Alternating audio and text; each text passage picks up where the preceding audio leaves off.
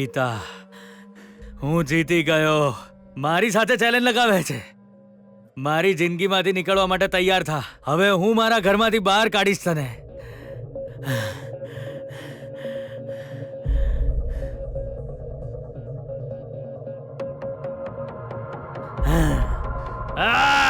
Hello જાપના, તમે હારી ગયા. જો 40 સેકન્ડ પહેલા પહોંચી જતા તો કદાચ જીતી જતા, પણ શું કરીએ, તારું બેડ લક છે. ઓહ શિટ! તોય જો તારા વખાણ ના કર્યા તો બહુ ખોટું કહેવાય. ગ્રેટ. પણ તારી કિસ્મત તો જો તું મારા પહેલા આપતો તો હું હારી જાત, તને છોડીને જતી રહે. ખરેખર તું બુદ્ધુ છે, તારામાં કોમન સેન્સ નથી. મેં તને શું કહ્યું હતું કે તારે મારા કરતા પહેલા કોલેજ પહોંચવાનું છે. પછી તે શું કર્યું? તું ભાગવા લાગ્યો. પણ ભાગવાને બદલે તે કોઈની પાસે લિફ્ટ માંગી લીધી હોત. વિજય, તે કીધું તું કે રોડ બ્લોક છે, કોઈ કાર નહીં આવે. હા, મેં રોડ બ્લોક છે એવું કહ્યું, પણ તું થોડો દૂર જાત તો તને મેઇન રોડ મળી જાત. વિજય, ત્યાં ટેક્સી, રિક્ષા એવું કંઈક ને કંઈક તો મળી જ જાત. પણ તે તારું મગજ તો વાપર્યું જ નહીં, શોર્ટકટ રસ્તો પકડ્યો. જે શોર્ટકટ લે છે એ જીવનમાં ક્યારેય જીતી નથી શકતા. વિજય, કઈ નહીં તો તારા મવાલી ફ્રેન્ડ્સને ફોન કરતો તો એ લોકો કોલેજ આવીને તને મૂકી જતા. વિજય, તે મારી ચેલેન્જ એક્સેપ્ટ કરીને મને બહુ આનંદ થયો. તારી અંદર પણ જીતવાની ઈચ્છા પેદા થઈ. મારો કોમ્પિટિટર આટલું પણ ના કરે તો એ કેવી રીતે ચાલે? વિજય, તારો આ જોશ છે ને એ કાયમ રાખજે, તારો ઉદ્ધાર થઈ જશે. તને એક સારા ગુરુની જરૂર છે તો તું સાચા રસ્તા પર આવી જઈશ. મને તારામાં બધા લક્ષણ દેખાય છે. વિજય, એ કહેવત બહુ જાણીતી છે, સાંભળી છે ને? સમજદારને ઈશારો કાફી, મૂર્ખને છડીનો માર. શું કરી શકીએ, જાડી ચામડી છે ને, સુધરવામાં લેટ થશે, પણ તું સુધરીશ. તારામાં એ વાત છે. બસ તને સીધો રસ્તો બતાવવાની જરૂર છે. હું તારી સાથે છું વિજય, તું સુધરીશ. બસ આવી જ મહેનત કરો જહાંપના. તારી અંદરનું પણ સ્વાભિમાન જાગી જશે, વિશ્વાસ રાખ. ત્યારે જ તું પ્રેસ મીટ બોલાવીને બધી જ હકીકત કબૂલ કરી લઈશ. બિચારો થાકી ગયો હશે, પાણી પી લે. હું જઉં છું જહાંપના. મારાથી ભૂલ થઈ ગઈ. તમારાથી? મારાથી, તારાથી, અરે આખા પરિવારથી થઈ છે. મારા કહેવાનો અર્થ એટલો જ છે કે ગીતાની અંદર જે પણ સારા સંસ્કારો છે ને એનાથી એને કોઈ ફાયદો નહીં થાય. તમારા વિચારો બિલકુલ ખોટા છે. બની શકે છે, પણ તું મારી એક વાતનો જવાબ તો આપ સુશીલા. મીઠાઈની દુકાનમાં શાકભાજી કોણ લે? દૂધની ડેરી પર ઉધરસની દવા કોઈ વેચે ખરું? આમ જ એક પોલિટિશિયનના ઘરમાં સારા ગુણો, સારા ચરિત્ર, સારા સંસ્કારો, સારા માણસોની ક્યાં કોઈ કિંમત હોય છે? તમે કહેવા શું માંગો છો? ગીતા, મિનિસ્ટરના ઘરની વહુ બનવાની છે એવું જો મને ખબર હોત તો સારા સંસ્કારને બદલે થોડીક લુચ્ચાઈ પણ શીખવાડી દેતો.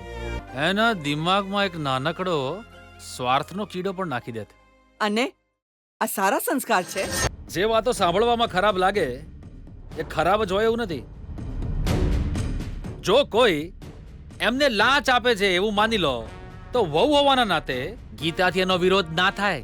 એણે તો એ આવેલા પૈસાને પોતાની કમાણી સમજી લેવી જોઈએ.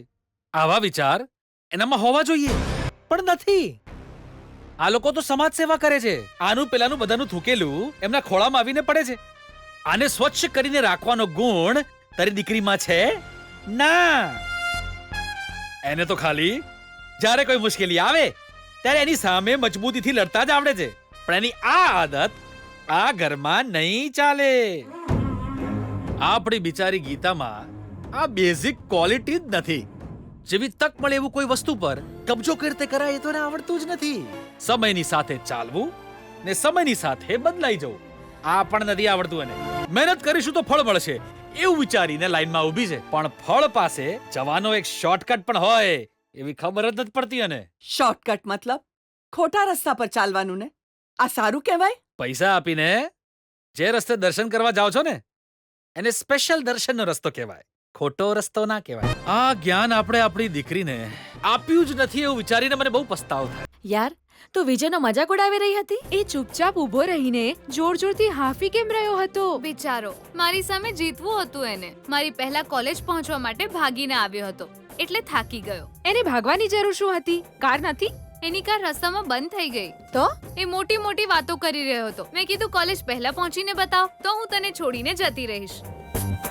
બિચારો, એની અંદર જેટલી એનર્જી હતી બધી નીકળી ગઈ ભાગવામાં અને એ હારી ગયો. એને લાગ્યું કે મારી સાથે રમી રહ્યો છે, પણ ખરેખર તો એની સાથે રમી રહી છું હું. હું જીતી ગઈ. જો તું હારી જાત તો તું એને છોડી દેત ગીતા? જ્યાં સુધી મને ન્યાય નહીં મળે ત્યાં સુધી હું એને છોડીશ નહીં. બસ હું તો એની અંદરનો જોશ ચેક કરી રહી હતી. એ હારી જવાનો હતો એ બાબતે તું શ્યોર હતી ગીતા? ભાગવા કરતા સાયકલની સ્પીડ વધારે જ હોય એટલી તો ખબર હતી. ગુસ્સામાં માણસ પોતાની બુદ્ધિ નથી વાપરતો.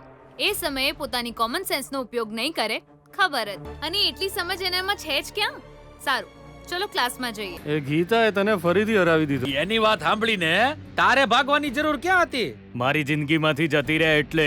તું પણ ખરો માણસ છે. ખાલી એક ફોન કરી દીધો તો બાઇક લઈને તને લેવા આવી જા તમે. અત્યારે કહેવાનો કોઈ અર્થ ખરો? મને થાક લાગ્યો છે, સિગરેટ આપ. ના પીશ યાર, ગીતાને ખબર પડશે તો ફરીથી બૂમો પાડશે.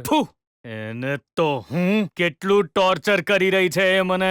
એકચ્યુઅલી ટોર્ચર તારે એને કરવી જોઈએ, પણ ઈ તને ટોર્ચર કરે છે. હાસ તો તું ગીતાના માથે બોમ્બ ફોડવાનો પ્રયત્ન કરી રહ્યો છે, પણ એ તો એનાથી પણ બચીને તારું જ નામો નિશાન ભૂસી નાખવાનું વિચારી રહી છે. એટલે તારે એને તારા રસ્તામાંથી હટાવવી પડશે. એક પછી એક ટોર્ચર સહન કરીને એ હેરાન થઈ જવી જોઈએ. સાચું કહ્યું. હવે હું એને છોડીશ નહીં. એક પતિ પોતાની પત્નીને કઈ રીતે ટોર્ચર કરી શકે છે એનું લિસ્ટ બનાવો. એક એક કરીને દરેક આઈડિયા યુઝ કરીશ. રીબાઈ રીબાઈને મરવી જોઈએ. પતિ કોણ છે? હું. અને પત્ની એ જ છે, એ ગીતા. મતલબ તે ગીતાને પોતાની પત્ની માની લીધી એમ? પહેલા જે કામ કીધું છે એ કર. હું એને રાતા પાણીએ રડાવીશ. બધા જ ટોર્ચર એટલા ભયાનક હોવા જોઈએ કે ગીતા સહન જ ન કરી શકે ને ભાગી જાય. એ પોતાની જાતને બહુ મોટી ખિલાડી સમજે છે ને, પણ હું એને એ ખેલ બતાવીશ કે એની આત્મા કકળી ઉઠે. ડોન્ટ વરી બોસ, લિસ્ટ અમે તૈયાર કરીએ છીએ. એ ગીતા 100% ભાગી જશે. એવી ઘણી સ્ત્રીઓ છે જે પોતાના પતિના ટોર્ચરથી બચવા ભાગી ગઈ હોય. પહેલા તમે તમારું કામ કરો, પછી હસજો. અરે સુકન્યા, રિંકુ ક્યાં છે? હજુ સુધી આવી નહીં. ત્યાં જો આવી ગઈ. હું જરા ઘરે જઈને આવું હો. કેમ રિંકુ, શું થયું? અને ફી ભરવાનો છેલ્લો દી છે આજે યાર. આ સેમેસ્ટરની ફી હવે ફાઇન હારે ભરવાની થશે મારે, અને એ 2 દીની અંદર. તમે બધાય તો ફી ભરી દીધી છે, પણ મારે તો પપ્પાને કહેવું પડશે, ત્યારે જ તો પૈસા ક્યાંકથી અરેન્જ થશે. અરે, હું તો ભૂલી જ ગઈ. મેં પણ ફી નથી ભરી. એટલે તું હું કમ ટેન્શન લેશે? તું તો કોલેજના માલિકની વહુ છે, અને નોટિસ બોર્ડ પર તારું નામ એ નથી. ખરેખર તારું નામ નથી. હાલો બાય બાય, હું તો આ હેલી. ના, મેં ફી નથી ભરી, પણ નોટિસ બોર્ડ પર મારું નામ નથી એનો અર્થ. ચલો અકાઉન્ટ ડિપાર્ટમેન્ટમાં જઈએ. પ્રકાશ, એક જ વાતને વારંવાર કેમ બોલી રહ્યો છે? હું ચેક કરી લઈશ. કહ્યું ને, જા. હા બોલો. અરુણ સર. હા, એક મિનિટ. નમસ્તે. ગીતા, બોલો બેટા, કેમ છે? બધું ઠીક તો છે ને? સર, મેં આ સેમેસ્ટરની ફી નથી ભરી, પણ નોટિસ બોર્ડ પર બાકી ફી માટેના લિસ્ટમાં મારું નામ જ નથી. કેવી રીતે હોય બેટા? હવે મંત્રીજીની પત્ની ભાનુમતીજીની દયા દ્રષ્ટિ તારા પર છે બેટા. એટલે દર વર્ષે 100 અસહાય વિદ્યાર્થીઓને, મતલબ જે લોકો ફી નથી ભરી શકતા એવા વિદ્યાર્થીઓને મિનિસ્ટર સૂર્યપ્રકાશજીના નામે કોલેજ ફ્રી એજ્યુકેશન આપે છે. સર, જે લાચાર હોય એને. હા, એ જ.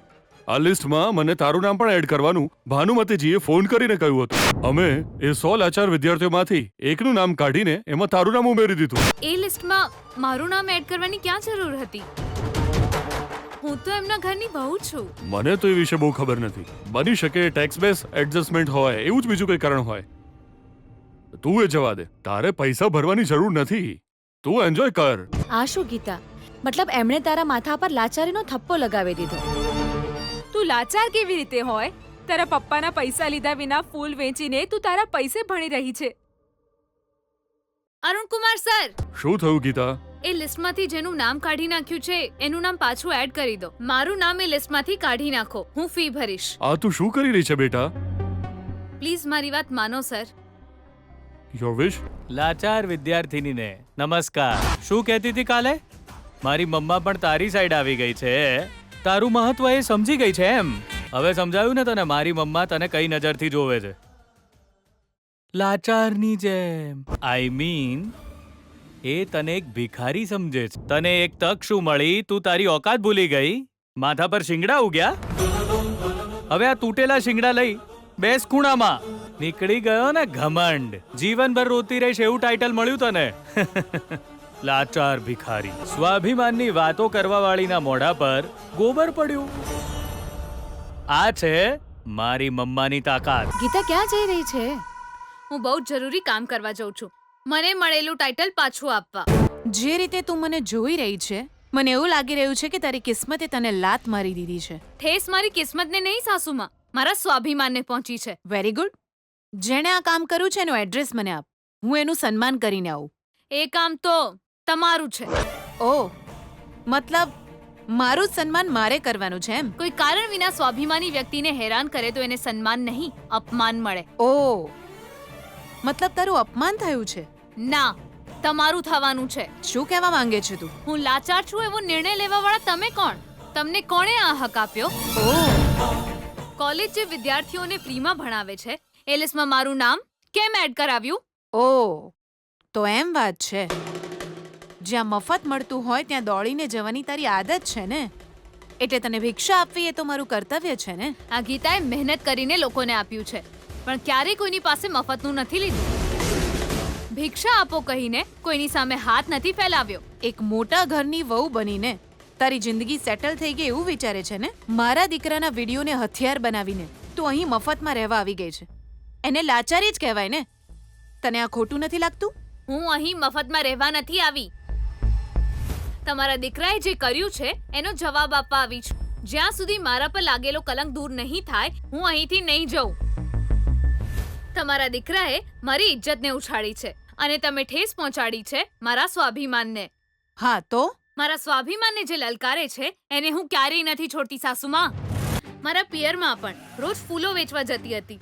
નાના મોટા જે કામ મળતા એને મનથી કરતી અને એનાથી જે પૈસા મળતા એમાંથી ફી ભરતી.